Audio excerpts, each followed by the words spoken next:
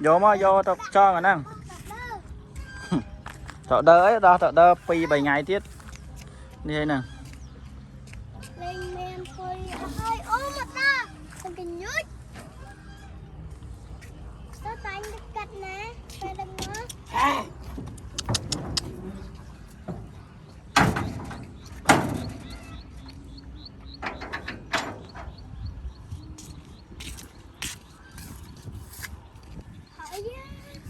khơi ấy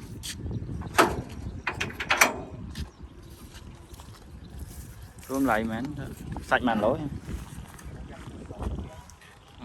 cái vô mi thông lại hỏi mi tốt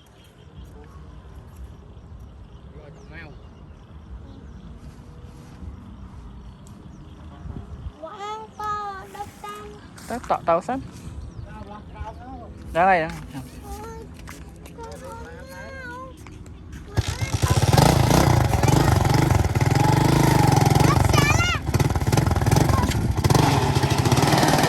đặt cột tàu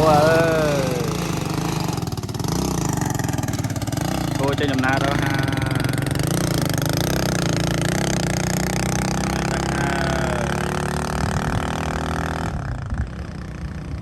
nhà sao mê mùi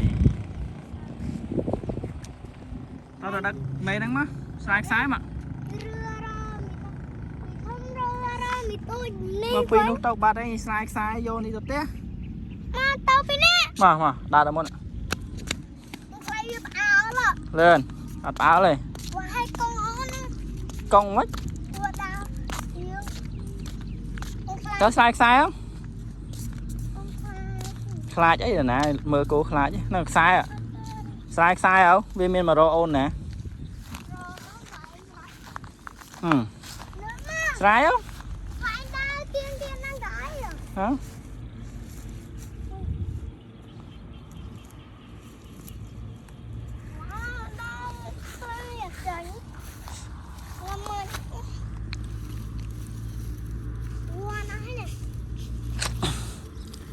ủa đấy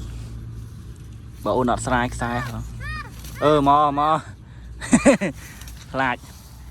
hả càng sai này dọc sai này dọc sai tao bắt đấy này dọc sai cô đã cô té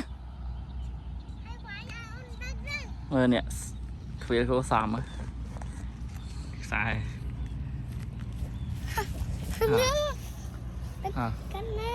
đã cắt cáo mẹ con tay này nó quá ba